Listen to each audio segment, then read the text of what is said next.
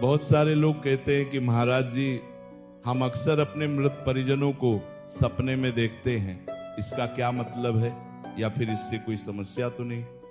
हिंदू शास्त्र ये स्पष्ट कहते हैं कि मनुष्य का जीवन केवल जागृत अवस्था तक सीमित नहीं है, स्वप्न की अवस्था भी आत्मा की एक सक्रिय स्थिति मानी गई है।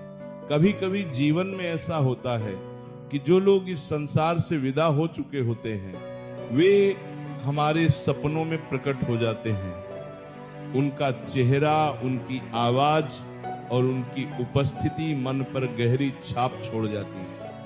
उपनिषदों में वर्णन मिलता है कि जब शरीर सोता है तब आत्मा अधिक जागृत होती है, और जब आत्मा जागृत होती है तो वह उन संबंधों को भी अनुभव कर सकती है जो स्थूल शरीर से परे होते हैं। गरुड़ पुराण के अनुसार जो पितृलोक में स्थित आत्माएं कुछ विशेष परिस्थितियों में अपने वंशजों के स्वप्न में प्रकट हो सकती हैं।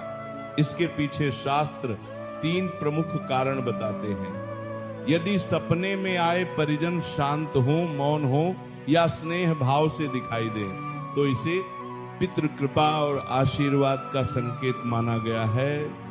गरुड़ पुराण के अनुसार ऐसी आत्माएं कष्ट देने नहीं बल्कि अपने वंशजों की रक्षा और मंगल कामना के लिए स्वप्न में आती है। यदि मृत परिजन कुछ कहते हुए दिखाई दें या बार बार सपने में आए तो शास्त्र संकेत देते हैं कि उनसे संबंधित कोई श्राद्ध, तर्पण या स्मरण अपूर्ण रह गया हो सकता है।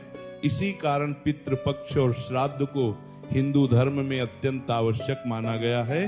बृहदारण्यक उपनिषद में कहा गया है कि जिसका मन जिस भाव में होता है, स्वप्न भी उसी भाव से उत्पन्न होते हैं। यदि आप किसी परिजन को अत्यधिक याद कर रहे हो तो आत्मा का स्मरण स्वप्न के रूप में प्रकट हो सकता है। जब किसी परिजन से आत्मिक संबंध अत्यंत गहरा होता है तो वह संबंध मृत्यु के बाद भी स्वप्न के माध्यम से अनुभव किया जा सकता है। मृत परिजनों का सपने में दिखना हमेशा अशुभ नहीं होता। अक्सर यह पितृ स्मरण, आशीर्वाद या आत्मिक संकेत होता है।